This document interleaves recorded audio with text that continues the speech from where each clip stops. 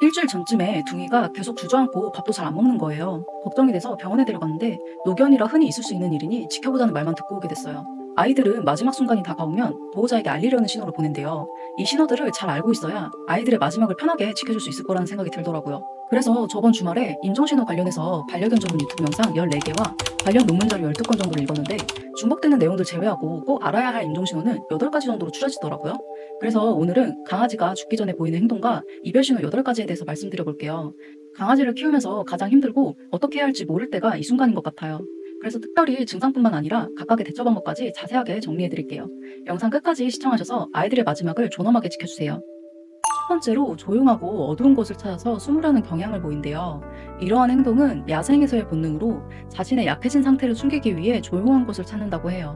또 펜실베이니아 대학 연구에서 나온 내용인데요. 임종 전에 강아지들은 뇌 활동이 저하되면서 감각이 둔해지니까 자신을 보호하기 위해 조용한 곳을 찾으려는 본능이 강화된대요.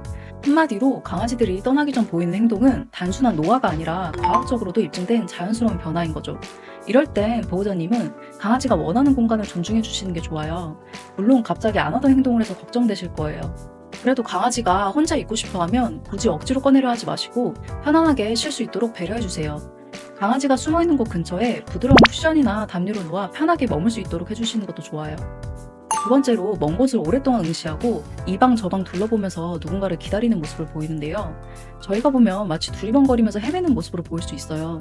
한마디로 강아지들의 신변정리라고 보시면 되는데요. 정말 슬프게도 이러한 증상을 보이게 되면 2, 3일 후에는 무지개 다리를 건널 수 있다고 해요. 이 단계에서는 보호자님이 특별하게 해줄 수 있는 건 없지만 그동안 저희 곁에서 예쁘게 잘 지내준 아이를 위해 사랑한다고 말해주면서 따뜻하게 안아주시는 건 어떨까 싶어요. 그리고 마지막을 편하게 보낼 수 있게 마음의 준비를 해주시고 편안한 잠자리를 제공해주세요. 세 번째로 협응 능력이 저하되고 비틀거리는 증상이 있는데요. 쉽게 말씀드리면 강아지가 평소처럼 움직이기가 어려워지고 몸의 균형을 잡기 힘들어하는 증상이에요. 이는 신경계의 기능 저하로 인해 근육 조절 능력이 감소하여 발생한다고 하는데요. 보호자님께서는 미리 강아지가 미끄러지지 않도록 미끄럼 방지 매트나 카펫을 깔아주시면 부상을 예방할 수 있어 좋고요. 그리고 관절이 약해진 강아지를 위해 강아지 보행 보조기구나 허리를 받쳐주는 하네스를 사용하면 도움이 돼요. 이렇게까지 해야 할까 싶지만 비틀거리고 넘어진 경우 큰 부상으로 이어질 수 있어서 필요한 부분이니 미리 알아두시고 신경 써주시는 것이 좋아요. 또 신경 기능이 저하되고 관절이 약화되는 것을 늦추는 방법이 있는데요. 비타민 B와 오메가3, 글루코사민 성분이 포함된 보조제를 미리 급여하시는 것도 추천드려요. 네 번째로 호흡에 변화가 생기는데요. 호흡이 불규칙해지거나 평소보다 느려지는 경우도 있고요. 헐떡이는 등의 변화를 보인다고 해요. 2021년 수의학 행동저널에서는 강아지가 임종을 앞두면 호흡 패턴이 바뀌고 활동량이 급격히 감소한다는 연구 결과가 있어요. 이는 심장이나 폐기능 저하 때문에 산소 공급이 원활하지 않아 발생할 수 있는데요. 이럴 경우 방 안의 공기가 너무 덥거나 건조하면 호흡곤란이 심해질 수 있어요. 습도를 적절히 유지하고 시원한 바람을 약하게 틀어주는 것이 좋아요. 숨을 가쁘게 몰아쉬는 강아지는 무리한 산책이나 운동을 삼가하고 조용한 공간에서 충분히 쉬게 해주세요. 만약 강아지의 혀가 파랗게 변하거나 숨을 쉬지 못하는 경우 이는 응급 상황이라 빠르게 병원에 가보셔야 합니다. 또 지속적인 호흡곤란은 심장이랑 폐질환과 관련이 있을 수 있어서 이 경우도 반드시 수의사와 상담하는 것이 좋아요. 그리고 다섯 번째로 몸을 부들부들 떠는 경련이나 발작 증세를 보일 수 있는데요. 특히 지병이 있었던 강아지의 경우 신체 기능이 저하되고 통증 감각이 예민해진다고 해요. 또 근육 조절이 어려워지면서 경련이 나타날 수 있다고 하는데요. 그래서 평소에 지병이 생기지 않도록 관리해주시는 것이 중요한데 사실 심장이나 신장질환 같이 저희가 미리 알고 대비하기 어려운 질환들은 힘들 수 있죠. 근데 기병 같은 질환은 평소에 관리를 잘해준다면 미리 예방할 수 있잖아요. 그리고 이 기병이 무서운 게 임종 가까운 아이들은 대부분 옆으로 누워있는 시간이 길단 말이에요. 근데 귀에 극심한 통증이 있으면 누워있기도 힘든 상황이 오게 되니까 미리 관리 잘해주시는 게 좋아요. 저희 모찌가 유난히 기세정을 싫어해서 기병이 오래 갔었거든요. 그때 이것저것 시도해서 알게 된 제품이 있어요. 궁금하신 분들은 댓글 남겨둘 테니 참고해주세요.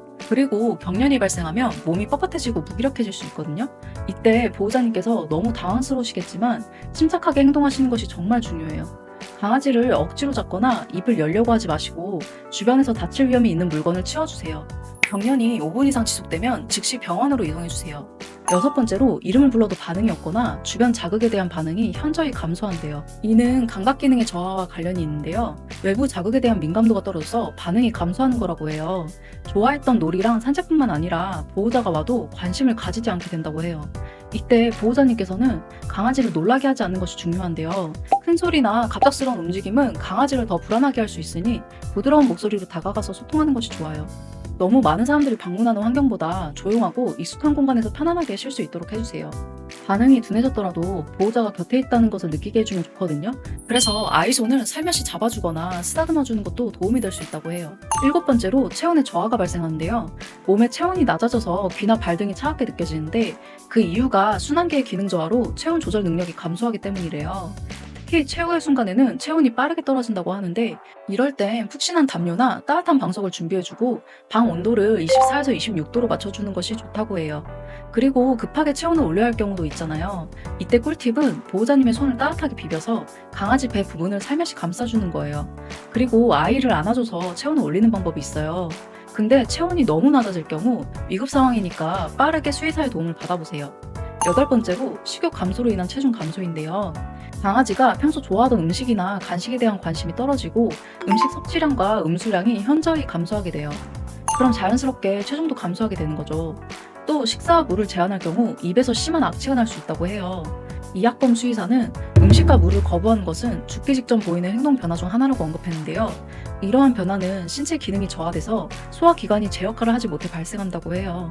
만약 이런 증상이 있다면 부드럽고 소화가 쉬운 음식을 제공하는 것이 좋은데요. 소화가 어려운 딱딱한 사료보다 습식 사료나 닭고기죽같이 부드러운 음식을 제공해주세요. 또 한 번에 많은 양을 먹이려 하기보다는 적은 양을 하루에 여러 번 나눠서 급여하는 것이 좋은데요. 그래도 잘 먹지 않는다면 손으로 직접 먹여주세요. 그럼 심리적으로 안정감을 느껴 먹는 경우가 있다고 해요. 만약 지속적으로 식욕 부진이 이어진다면 수액 보충이나 영양제 처방이 필요할 수도 있으니까 반드시 수의사의 도움을 받으시는 걸 추천해요. 하지만 이런 행동들이 있다고 해서 무조건 강아지가 떠나는 것은 아니에요. 예를 들어 식욕 부진은 단순한 위장장애일 수도 있고 호흡 변화는 기관지염 같은 질환 때문일 수도 있으니까요. 저희 둥이가 급성 위염에 걸려서 아팠던 적이 있었는데요. 그때 하루 종일 사료도 안 먹고 물도 안 마시더라고요. 나이가 많아서 안 좋은 생각까지 했었는데 다행히 바로 병원에 데려가서 치료를 받고 금방 낫게 되었어요. 위에 증상이 있다고 무조건 임종신호라고 받아들이기보다는 아이의 나이와 평소 생활 패턴을 고려해주세요. 그리고 수의사의 검진을 주기적으로 받아보는 것도 좋은 방법이에요. 그리고 반려견의 나이가 많다면 평소에도 신경 써주시는 게 좋은데요. 제가 평소에 하는 방법들을 말씀드려 볼게요. 갑자기 체온이 떨어질 수 있어서 실내에서도 얇은 옷을 입혀주고요. 잠자리에 담요도 놓아줍니다.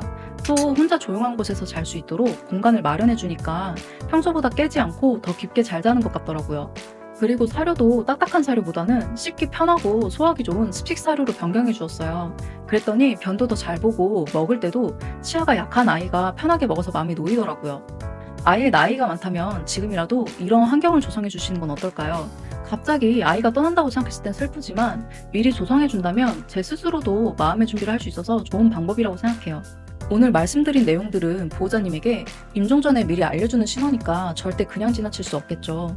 오늘 영상이 도움이 되셨다면 좋아요와 구독, 알림 설정까지 하셔서 반려견에 대한 다양한 정보와 꿀팁들 챙겨가시길 바랄게요. 혹시 반려견과 마지막 순간을 경험하셨다면 댓글로 여러분의 이야기를 들려주세요.